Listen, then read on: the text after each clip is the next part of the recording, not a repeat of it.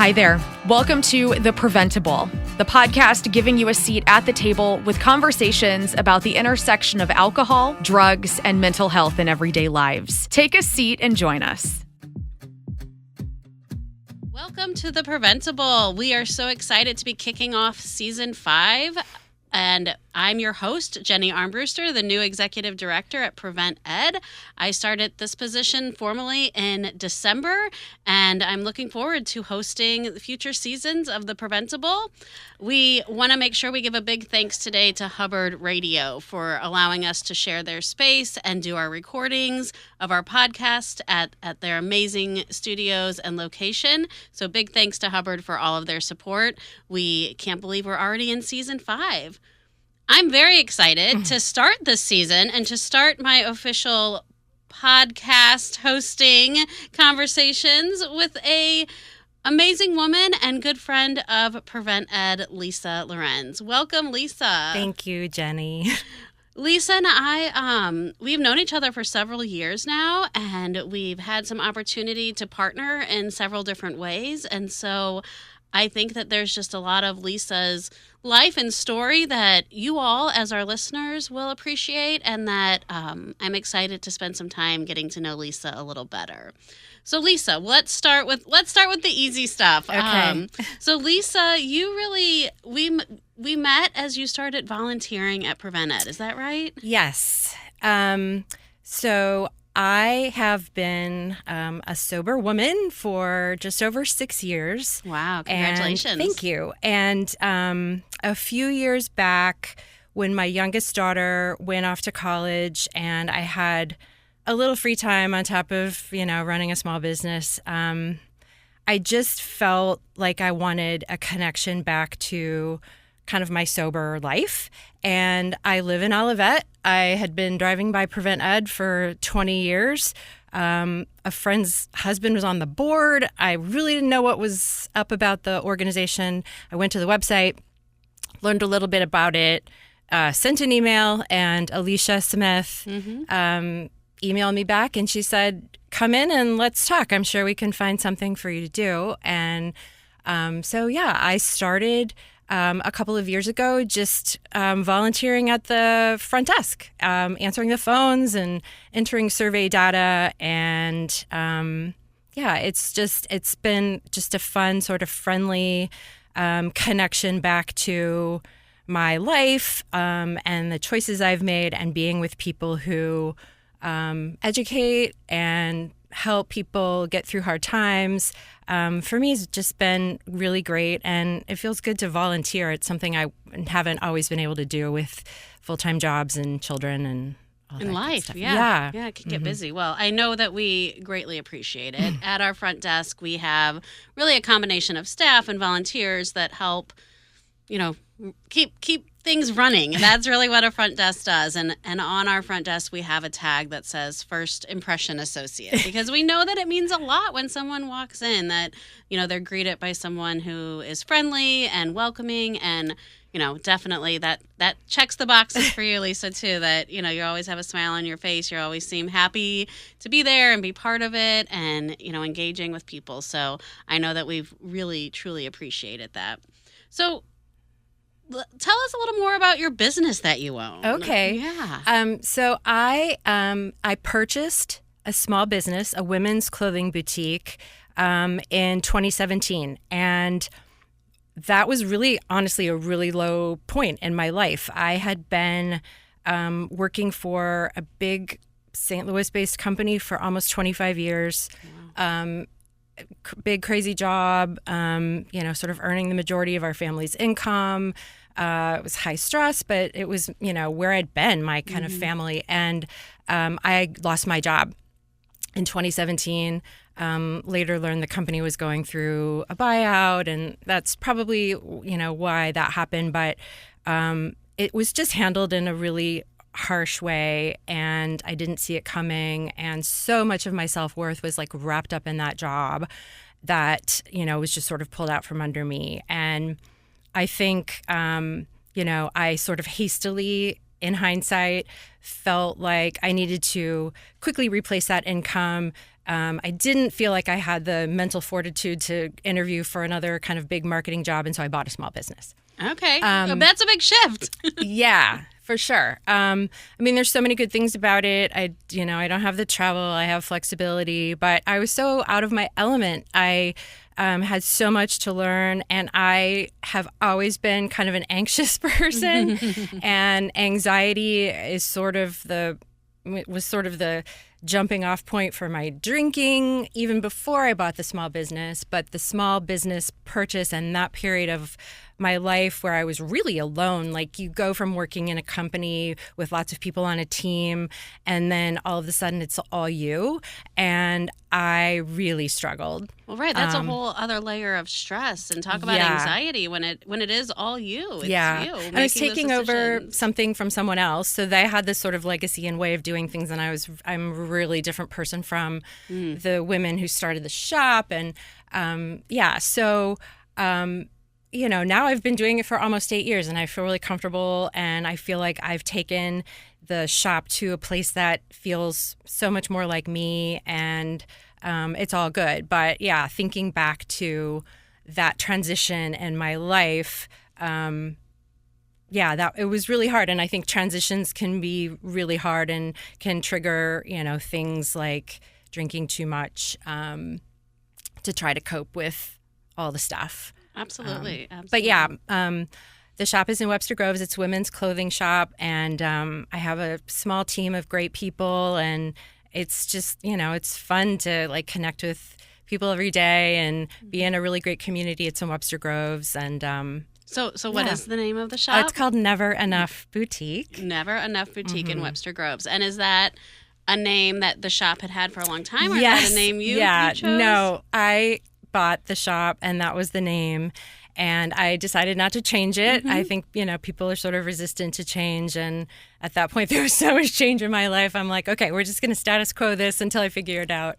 But it seems like such an appropriate name too. Never Enough, right? As you took this on at a time when you were facing some transition, I don't know, like the name to me, it speaks to me. That's why I asked the question. I was like, well, Never Enough. That really makes some sense too, doesn't it? Yeah, I mean, I've thought about. I came from a career of like branding, and the company I came from went through a name change at one point, and I remember how like stressful and hard that was. And I was like, that name holds things for people. It had been in business for 10 years when I bought it, almost 10 years.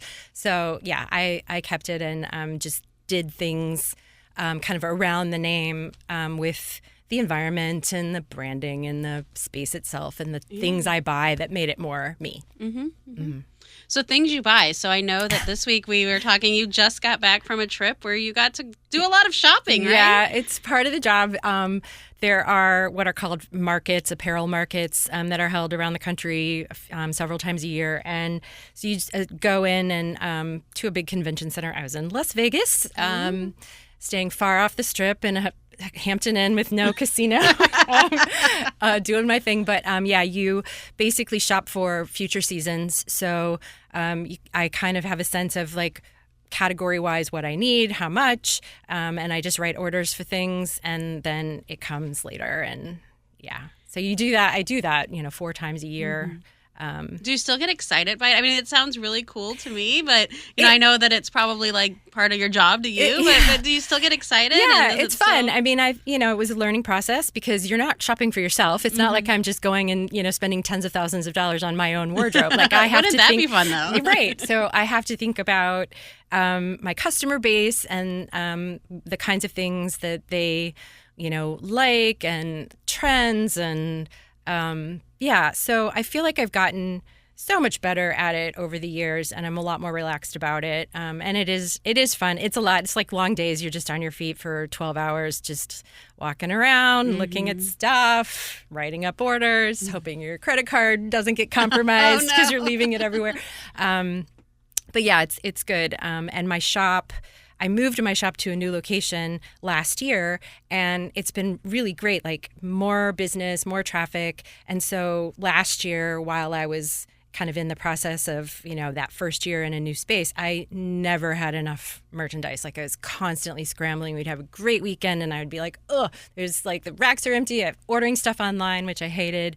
So this year I feel like I'm way more prepared to know projection wise, like what I need. But yeah, that's where I was. That's exciting. I think it's fun. It probably adds to, breaking up some of the monotony of the day-to-day to be able to go and do those kind of shopping and picking out the merchandise excursions. So very exciting. So you mentioned a couple times your recovery. Yes. And that journey. So you said it's been 6 years now. Is that right? Yes, 6 years. Yes. Amazing. So what happened 6 years ago? I mean, that's the question, right? What happened, when I was a teenager? I feel like I've never had a healthy, I don't know, is there such a thing as a healthy relationship with alcohol? But, even as a teenager, like every stupid, risky, regretful thing I did is because I was, binge drinking. I feel like I've never had great control. And then I had, 10 to 15 years of normal social drinking when I was raising kids, working full time. It was not an issue. It was not on my radar.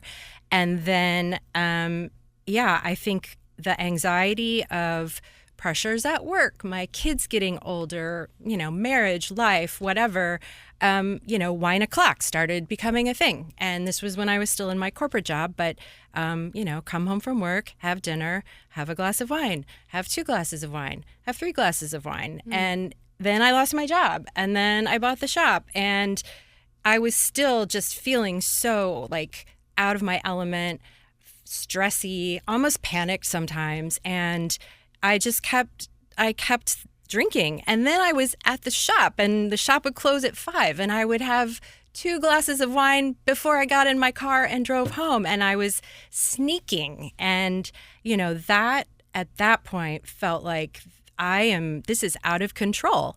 And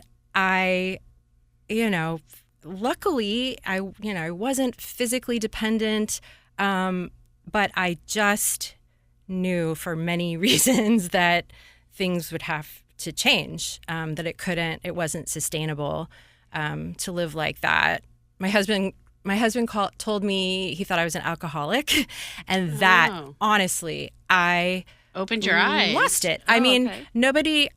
And I love that we don't use those words anymore at Prevent Ed. Nobody wants to be labeled. I felt like drinking and my behavior was just something that was happening to me. It wasn't who I was. And that's exactly why we talk so much about language. And, I know that sitting at the front desk, you've had to look at the, language brochures for sure. that we talk about all the time because that's totally it. That alcohol use disorder or a substance use disorder is not who a person is. Right.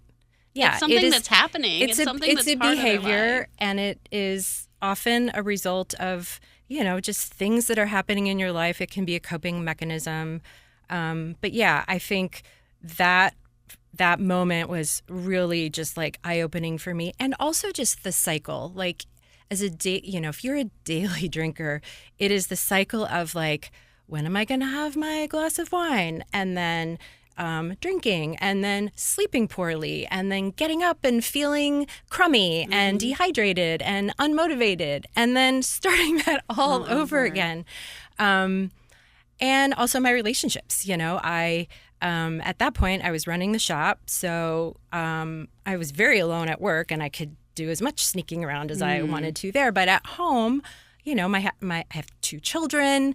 I would have conversations with them that I wouldn't remember the next day. I'm sure I embarrassed them. I'm sure they were worried about me. And, being a mother is like my number one job. It's the most important thing to me. And so I just decided to stop. And so everybody's recovery journey looks different, right? Yeah. And, everyone's might have some twists and turns and bumps along the road. But what did yours look like at that moment when you decided to stop? Like, what did that mean for you? Well, I am a sort of like, I'll fix this myself kind of person. I went to one AA meeting with a sober friend of mine who, that's how she stays healthy and sober. And I mean, my lizard brain was like, run, run, run, run, run. Like I felt so uncomfortable there. I know that it works for millions of people, but I am just so like a practical person. I am not spiritual. I could not get my arms around the higher power. The higher power was inside my brain. I am in control. I have the ability to make choices. And so I just turned to like education. So I read 8 million books about the science behind addiction and, memoirs, so many memoirs, women mostly, about, their journeys. And I listened to podcasts and I followed social media, women. And I did an online course, actually. Holly Whitaker is a woman who I don't think she does it anymore, but it was called The Tempest. And it was just this like online education all about the science and what happens in your brain and why, women, it was very women focused, which I think was, resonated with me. But actually, when I was doing that online course, I connected with someone else in St. Louis who was doing it, and we went to a Sans Bar event. Oh, awesome. So many connections. Yes, at Third Degree Glass Studio. That was many, many years ago. But yeah, I think for me, it was just like learning like what like I was damaging my body and my brain, and I was choosing to do that over not, and so I think that for me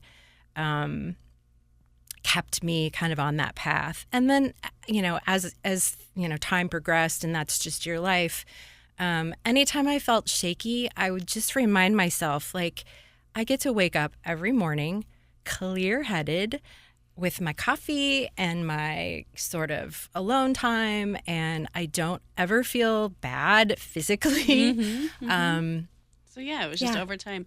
So you mentioned the online course. Yes. Any of the books that you read that really stand gosh. out, or or your go-to recommendations when you might cross other people's paths? I have a little library, and I like loan them out, and then they don't come back to me, and then I rebuy them. But, there's a book by Annie Grace called This Naked Mind, and she was she was a corporate woman who was just like keeping it together but drinking way too much, and her book was a lot about the science of what happens in your brain, and that was a great first book that I read. Mary Carr, Lit is her memoir. Lots of memoirs. Caroline Knapp wrote a book. I don't remember what it's called. But yeah, some are funny, some are really serious, but I just think stories and on other people's journeys help you find things within yourself that you can relate to.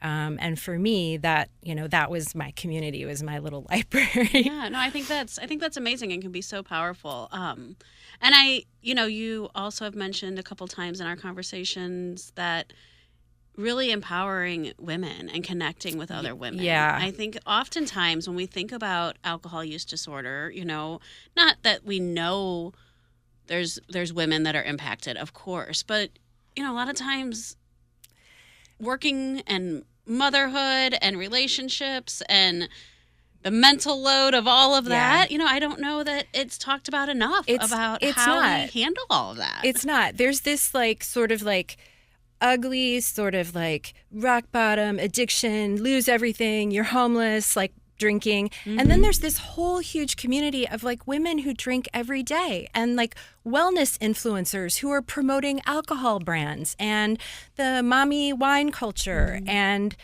I just wish that it was, we finally said, okay, cigarette smoking is bad for you. Drinking is bad for you. Yeah. It is toxic. It is a poison that no matter how much you put in your body is going to damage your body and your brain. It's linked to cancer. It is neurodegenerative. And, as my parents age, my mother-in-law has Alzheimer's. We need to protect ourselves from all that bad stuff. And so, letting go of alcohol, which I think for so many women equates fun and community and connecting with other women. You can do that with a NA beer in your hand or a seltzer or whatever. I was never a partier, and drinking was never social for me, so I never lost a part of my life that was that. And I know that that's why and how a lot of women drink. So I can't speak to what that feels like to lose that, or to maybe lose friendships, or to be, to feel like you're no longer fun or whatever. But I just wish that it wasn't so glamorized. Right. And that more people talked about it, like you said. It's the education piece and understanding some of that, which obviously is a lot of work that PrevenTed does. And making sure people know, especially young people, those impacts and that brain science, But even just talking about those other impacts, or what can happen without the use of alcohol. Or use of alcohol all the time, if people aren't saying that they're going to totally stop, if that's not their journey. But it's not talked about. I think it falls into this large category around women's health, that there are so many things that we know now in time, and as we get older even, and we're hearing more from our friends and loved ones and people we're close to, so many things that women just don't talk about, or they just push through, or expected to just figure out. And I think this is one of those areas. Absolutely. I totally agree. Wow. So, I'm going to assume, and you can tell me if I'm wrong, because I know what happens when we make assumptions, but I'm going to assume that while you definitely, as you reflected on, can, wake up and feel clear-headed and not sick, and, have worked in your recovery over the last 6 years around alcohol, but there's still stress in your life. That's my assumption. Oh, yeah, for sure. That you're running a business, you still have kids and relationships and life to do. So what looks different today? How do you manage some of that stress that is still happening?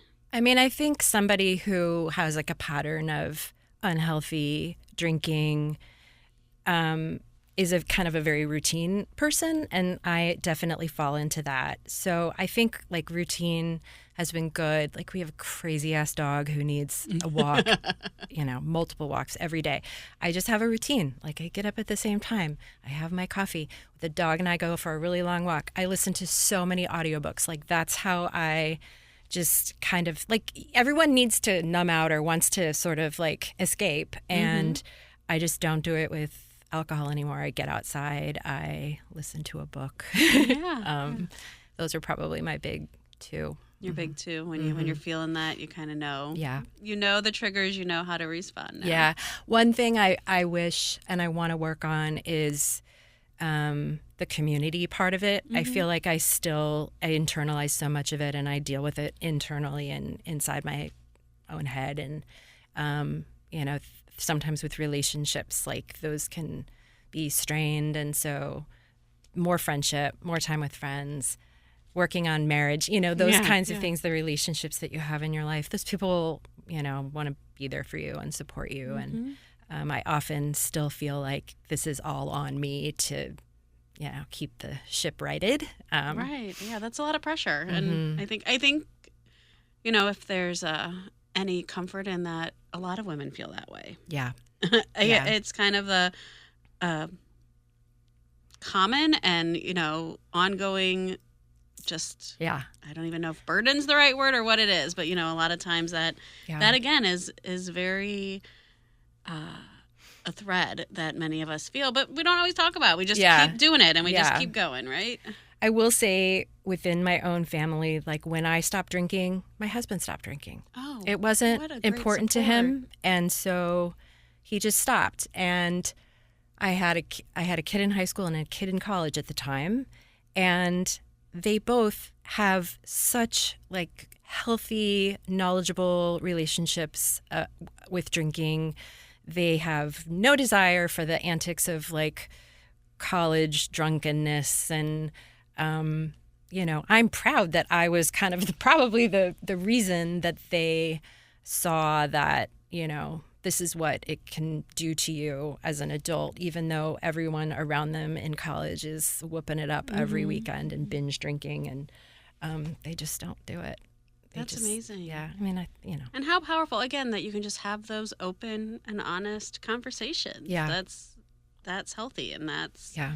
that really helps provide that protective factor around people and that comfort with people. Yeah. Well, and you're just glad that like your children are making good choices that hopefully will just continue through their adult lives. Like this is not something I thought much about when I was their age, but I certainly did stupid stuff. And they're already deciding not to do that stupid stuff. Yeah. So Wow. it won't lead to hopefully other stupid stuff. I'm sure they'll do some things that you're like, what are you doing? Yeah, What are you doing? Nobody's perfect. But I'm partial Well, to that's them, I guess. amazing. Well, I have so enjoyed learning more about you and hearing, and I hope everyone listening has had that opportunity to learn a little more and enjoy that time. As I'm sure that no one would be surprised about, we are honoring Lisa and her work at PrevenTEd at our annual Spring Awards Luncheon that's coming up soon on April 25th. This is an annual event where we honor people in the community who are helping to prevent and reduce the harms of substance use and aligned with the mission. So we have several wonderful awardees. The event, like I said, will be on April 25th. More information is available at the PrevenTEd website, but we will be honoring Lisa that day with our Volunteer Service Award at PrevenTEd for her dedication and work and just support of our agency. And that has been through, like she said, at the front desk and with her boutique Never Enough. They've had some events there and opportunities where we can connect outside of the PrevenTEd office as well, which is always good to take things out into the community. So if you're interested in seeing more of Lisa or want to join us for our awards luncheon, please check out our website to learn more there. And I don't have anything else. Is there anything else you would like to share, Lisa? Oh my gosh, I don't think so. I mean, I'm so honored with the volunteer award. I feel relatively unworthy of it, but I think that just goes to speak to even little things that you can do to kind of give back to the recovery world, and it's worth it, and I feel so much benefit from it personally. So I'm glad that you guys also feel the benefit. Oh, beyond feel the benefit. Right. I mean, we couldn't do what we do without volunteers, and I know that volunteers doesn't mean that you have to do everything all the time, but it's really that adage of many hands make light work, and so the time and the commitment that you've spent with the organization has made a world of difference. And so it's the least we can do to say, come join us for lunch and get an award. That's nothing. Well, thank you. So we appreciate it, and we're happy to continue to highlight all of those efforts. So this is the PrevenTable, and I hope you've enjoyed what you've heard today. If you'd like to hear more, please make sure and subscribe and continue listening on all your favorite podcast streaming. See you next time. Thanks for joining us at The PrevenTable, brought to you ad-free by PrevenTEd. PrevenTEd works to reduce or prevent the harms of alcohol and other drug use through education, intervention, and advocacy. Please visit their website at prevented.org. Like what you heard? Rate, review, and subscribe to stay up to date with what we are serving on The PrevenTable.